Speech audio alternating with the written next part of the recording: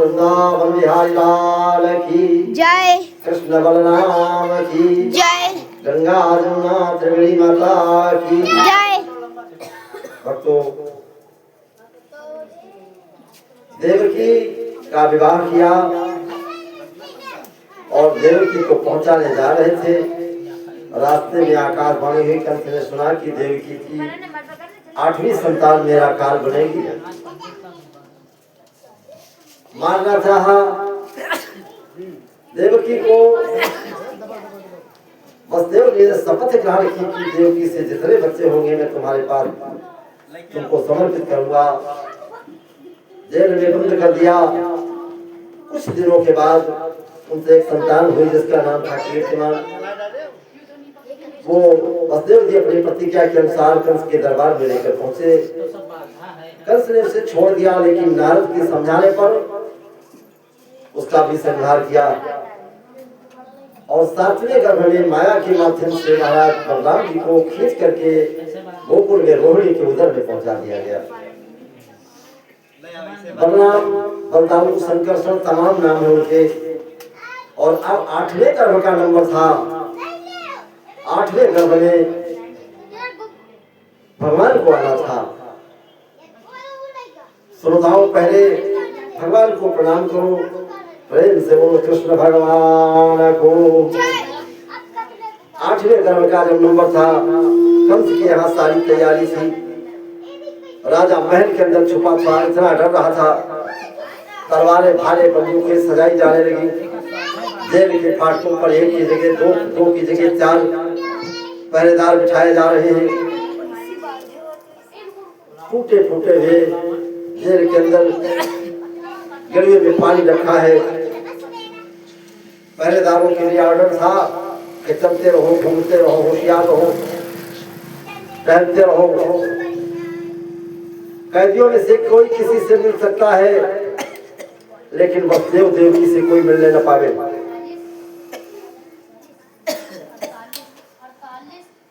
यहाँ कंस का दिन दिन चित्त उदास हो रहा था और धीरे धीरे देवकी का 10वां महीना पूर्ण होने था, गर्भावस्था का। जेलर के लिए आदेश था कि तुम मुझे भोजन भी नहीं देना, क्योंकि खतरा है कि अच्छे भोजन पाने से हो सकता है होने वाली संतान बलवान हो जाए। भगवान के आने का जब समय आया तो पृथ्वी अपने आप हरे रंग की साड़ी पहन करके चारों तरफ हरियाली दिखाई देती है। सूखे हुए पेड़ों में नए नए फूल पत्ते आने लगे और खुशियों के चहचहे चारों तरफ मचे थे। शांति छाई हुई थी। जैसे ये सारी प्रकृति की चीजें ये बता रही थी कि भगवान आने वाले हैं। उनकी अगवानी करने के लिए पृथ्वी माँ तैयार नहीं। आकाश में तारों में शांति है, पृथ्वी में शांति है। जेल के अंदर इतने में जय जय का शब्द हुआ। एक बिजली जैसी चमकी। बादलों ने अपने रंग को बदला। संपूर्ण दिशाओं से सुंदर सुंदर धीमी धीमी हवा चलने लगी। छोटी छोटी बादलों की टुकड़ियां आकाश में इधर से उधर चल रही हैं। फाटक पर पहरेदार बेहोशी में सो रहे हैं। पूरब की तरफ धीरे धीरे दशहरा चंद्रमा निकलने की स्थिति में हो रहे हैं। आकाश मार्ग में कुछ देवता दिखाई देते हैं और उनसे भगवान की प्रार्थना हो रही, प्रभु आओ। नाथ अब डूबते भारत को बचाने आओ, नाव मझधार में है पार लगाने आओ।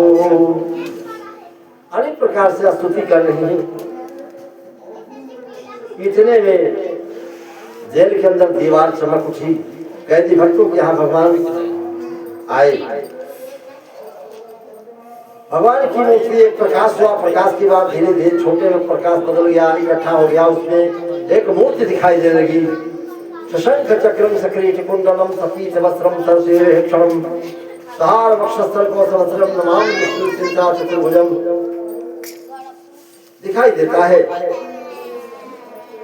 चतुर्भुजी रूप शंख चक्र गदा पद्म को धारण किए, शंख चक्र अम्बुज गदा केशरी तिलक दलाम पीतांबरधारी तुम्हें बारंबार प्रणाम।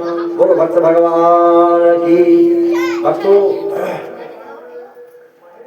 बेहोश की दशा में, सुसुप्ति अवस्था में, जब न ठीक से सो रहे हैं न ठीक से जाग रहे हैं, भगवान का अमित तेज है, करोड़ों कामदेव के समान सुंदर है। ऐसे रूप को देख करके कभी कहता है कि लिखने में मैं असमर्थ हूं, कैसा रूप था। छोटी सी कोठरी में पूर्व की तरफ देखते हैं तो एक लिखा हुआ है ओम ब्रह्म। कुछ ही समय में और वो तेज बढ़ता गया, सूर्य चंद्रमा से भी अधिक तेज जिनका दिखाई देता है। अमित तेजमय बदन पर शोभा कथय अपार, शेष शारदा भी जिसे अनुपम रहे पुकार। मालूम होता है भगवान की लकड़ें दिखाई देती हैं काली काली, मालूम होता है किसी पर्वत के ऊपर काली काली नागरियां घूम रही हूँ रहती हैं। भगवान के बड़े बड़े नेत्र कमलवत दिखाई देती हैं विशाल। भगवान के आजानुबाहु से कहते हैं कि जिनकी खड़े होने पर उनके हथेलियां जान के नीचे तक पहुंचती हूँ, भक्तों को कल्याण करने के लिए, दुष्टों का संहार करने के लिए। और भगवान का शोभा भवन में लिखा है कि भार विशालोत्तम परम त्रैरेखांकित सौम्य तिलक चारु प्रतिभा पटल सदा दास हित भौम्य। भगवान का रूप है जो बता रही है। भगवान के छोटे चुनोट खुलते हैं तो छोटे छोटे दांत दिखाई देते हैं। मालूम होता है जिस प्रकार से अनार के अंदर अनार के दाने हुए होते हैं, डोरी के सामने छोटा सा गड्ढा दिखाई देता है। और भगवान की आंखों में काजल लगा हुआ है, और भगवान के नन्हे नन्हे हाथ और नन्हे नन्हे पांव दिखाई देते हैं, और मस्तक के ऊपर तिलक दिखाई देता है। इस तरह से भगवान का स्वरूप है।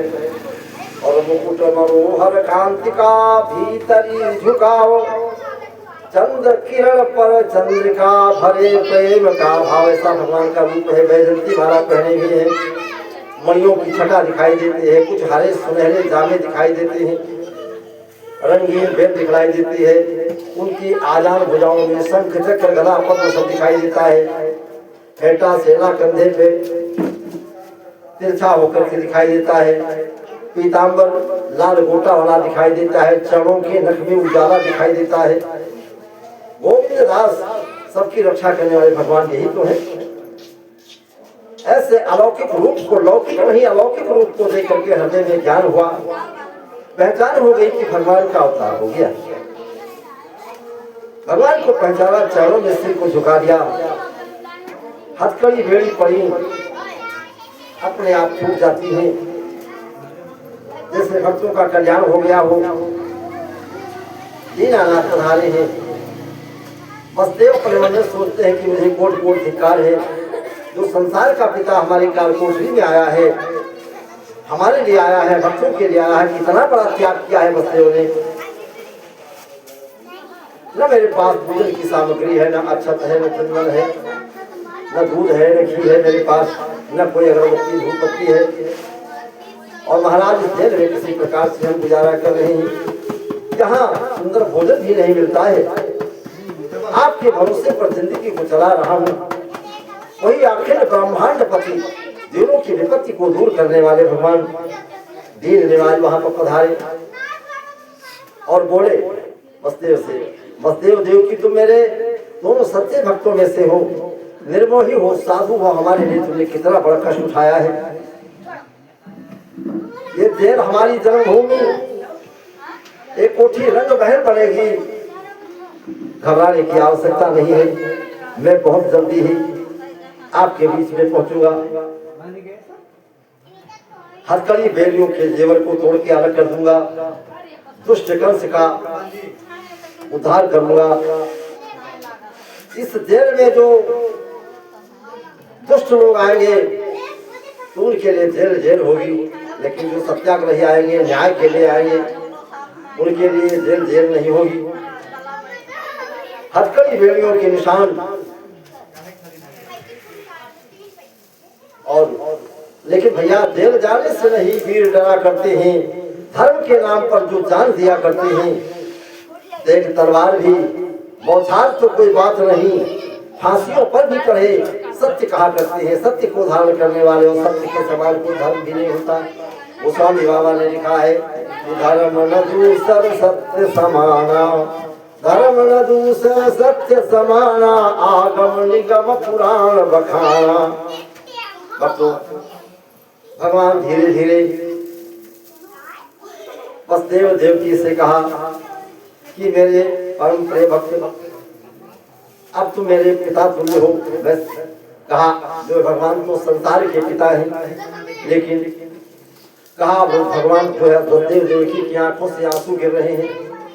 कहा अब रोने की आवश्यकता नहीं, धीरज बांधो, घबराओ नहीं, लेकिन तुम मुझे गोकुल में पहुंचा दो, राजा नंद के यहाँ उन प्रेमी लीला को उन्हें दिखा करके, और फिर मैं वापस चला आऊंगा। इतना कह करके भगवान ने देवकी के महाराज आपने शंख चक्र का गदा पत्र लेकर के आए हैं। भगवान ने कहा माता, अगर इस समय कंस आ जाता है तो सबकी सुरक्षा करने का मेरा अधिकार है, हम कंस को समाप्त कर देंगे, और अगर हम नन्हा मुन्ना रूप धारण करेंगे तो हमारी जिम्मेदारी तुम पर होगी, हमें संभालने का तुम्हारा काम हो जाएगा। मैया ने बेटा कह करके पुकारा तो भगवान नन्हे मुन्ने रूप को चतुर्भुजी रूप हटा करके नन्हे मुन्ने रूप को धारण करके मैया की गोदी में आ जाते हैं।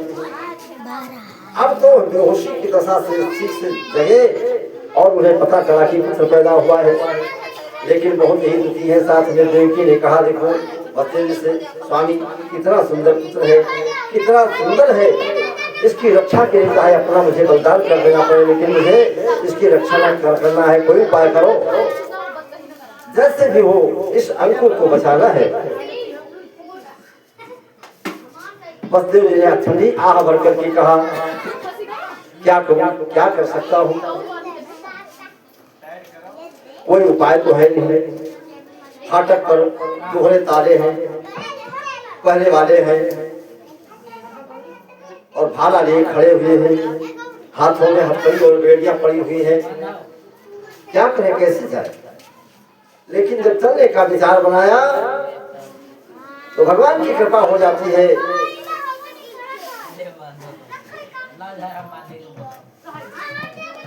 कहा जहां वसुदेव ने कि जब जाऊं छूट, उन्होंने विचार करके कहा कि अगर मैं छूट जाता हूं तो उसी समय वसुदेव की गई बेड़ियां टूट, हथकड़ी बेड़ी अपने आप टूट कर गिर जाती है।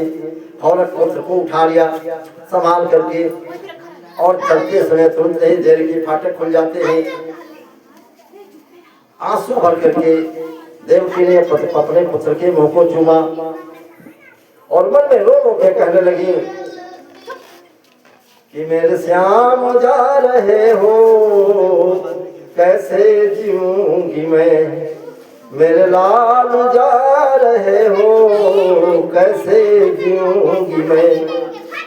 लेकिन कहा देर करने की आवश्यकता नहीं है। बेटे को उठाया और प्राणों की बाजी लगा करके, भादों का महीना है, अर्धरात्रि का समय है, बादल इधर उधर चल रहे हैं, मचल रहे हैं, नन्हे नन्हे बूंदे गिर रही हैं, और वसुदेव जी कन्हैया को लेकर के और आगे बढ़ते हैं। जेल की फाटक से बाहर निकले तो लंबी चाल हुई, जमुना जी के किनारे पर पहुंचे। जमुना बढ़ती जा रही है, लेकिन बढ़ती हुई जमुना को समझाया कन्हैया ने, और इसके बाद धीरे धीरे भगवान जमुना का पानी बढ़ने लगा, घुटने तक, जांघ तक, कमर तक, सीने तक। मन में विचार करते हैं तो क्या होने वाला है। आधी रात का समय है, हवा चलती है, जुगनू चमकते हैं, अंधियारा है, हाथ पसारा सूझ नहीं रहा है। ऐसी बाढ़ को देख करके भगवान जो है वसुदेव जी घबरा गए और वसुदेव जी कन्हैया को लेकर के नंद के घर आ गए। बोलो कृष्ण भगवान की जय। वृंदावन बिहारी लाल की जय। वृंदावन बलराम भैया की जय। यमुना मैया की जय। राधा रानी की जय। सतगुरु भगवान की जय।